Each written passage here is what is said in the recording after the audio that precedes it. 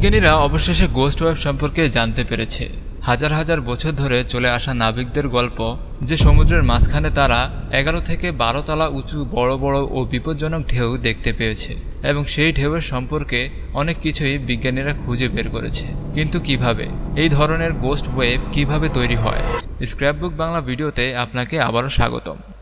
26শে জুলাই 1909 রাত 8:15 অস্ট্রেলিয়ার উপকূল শহর মেলবোর্ন থেকে SS ওয়ারাটা নামে একটি জাহাজ 211 জন প্যাসেঞ্জার নিয়ে লন্ডনের উদ্দেশ্যে রওনা হয়। যাত্রা বেশ ভালোভাবেই শুরু হয়েছিল।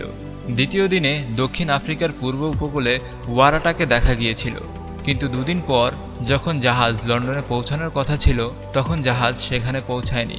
অনেক প্রতীক্ষার পরেও জাহাজ সেখানে পৌঁছায় না। এরপর SS ওয়ারাটাকে কেউ আর কখনো দেখেনি এবং এর ধ্বংসাবশেষও খুঁজে পাওয়া যায়নি। এখন সবার মনে প্রশ্ন ছিল যে 211 জন যাত্রী নিয়ে যাওয়া এত বড় জাহাজে কি ঘটেছিল? ঝড়ের কবলে পড়েছিল, নাকি ডুবে গিয়েছিল, নাকি জলদস্যুদের আক্রমণের কবলে পড়েছিল? কিছু নাবিকদের অনুমান জাহাজটি একটি বড় সামুদ্রিক ঢেউর কবলে পড়েছিল এবং জাহাজটি সম্পূর্ণ ডুবে গিয়েছিল। এটি কোনো ছোটখাটো ঢেউ ছিল না, বরং এত বড় ঢেউ ছিল যে 8 থেকে 9 তলা বাড়িও এর কাছে ছোট দেখাবে। এটা শুনে অসম্ভব মনে হয়, সেই কারণে বিজ্ঞানীরাও এটাকে রিজেক্ট করে দেয় এবং এটাকে বিজ্ঞানীরা ততক্ষণ বিশ্বাস করত না যতক্ষণ না তারা এর কোনো প্রমাণ পেত, এবং এখনো পর্যন্ত এমন কিছু দেখাও যায়নি। খুবই শীঘ্রই সেই সময় এসেছিল যখন এই গল্পের পর্দা উন্মোচিত হতে যাচ্ছিল।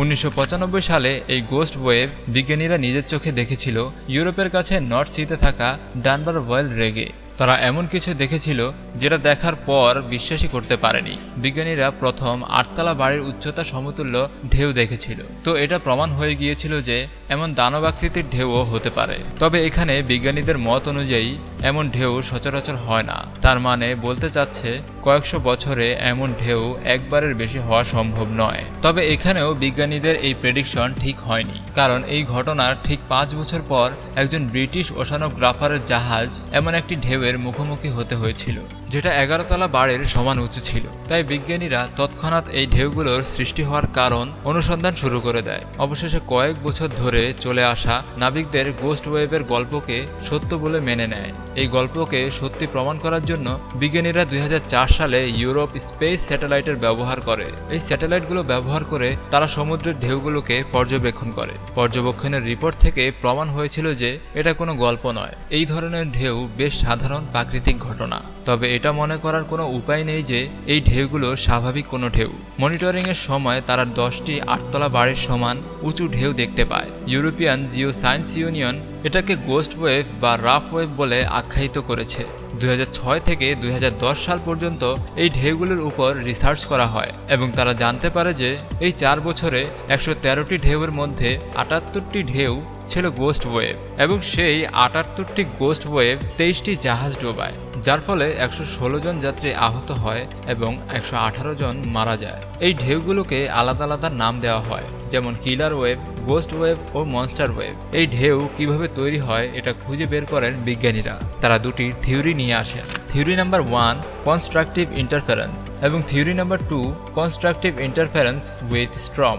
এর ব্যাখ্যায় যদি আমরা যাই তাহলে এই দুই থিওরির কাজ বোঝা যাবে। কনস্ট্রাকটিভ ইন্টারফারেন্স হলো দুটি ঢেউ একত্রে মিলে একটি বিশাল ঢেউ তৈরি হওয়া। থিওরি নাম্বার 2তে এই কনস্ট্রাকটিভ ইন্টারফারেন্সের সাথে ঝড়ের গতি ঢেউকে আরও বাড়িয়ে দেয় এবং এই ঢেউগুলোর উচ্চতা হয় প্রায় 11 থেকে 12 তলা বাড়ির সমান এবং এর গতি প্রায় 30 থেকে 35 কিলোমিটার প্রতি ঘন্টা।